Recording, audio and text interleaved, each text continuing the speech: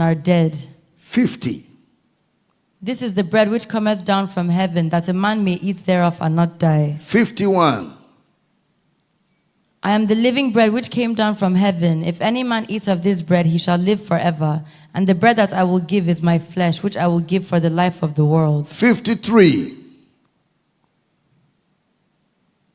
Then Jesus said unto them, Verily, verily, I say unto you, except ye eat the flesh of the Son of Man and drink his blood, ye have no life in you. Now, this is where the Catholics always say, the Catholics have a belief that is very funny, that the Reverend Father, the priest, has enough powers to invoke Jesus from wherever he is to enter bread.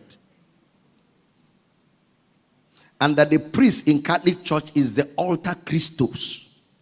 Alter Christos means he is another Christ. So that the Catholic priest is another Christ that has the power to invoke Christ to enter bread. And that whatever Christ is doing, the moment the priest invoke him, he must stop it and come and enter that bread. And that the moment the priest speaks to the bread, it is no longer bread. It has become Christ. Isn't it funny?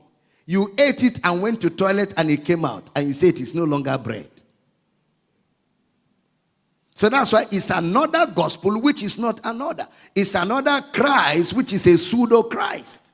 That wafer and that wine, those things they give us Holy Communion elements, is another Christ. It's not the Christ of the Bible. It's another Christ. And what they are saying is that the sacrifice of Jesus, which was once, is not enough. That every time the Reverend Father stands, he is offering Jesus again as another sacrifice. So every time they give you the communion, they are offering Christ as sacrifice. So as many times as they give you that communion, they are offering Christ on the cross as sacrifice. Only that this other sacrifice is not a bloody one. It's a funny theology. It does not even make Bible sense. But the Bible clearly told us the sacrifice of Jesus is once. It's once. He doesn't need to die again. That once took care of everything. So which means it's an assault on the finished work of Christ. Because what Christ did was more than enough.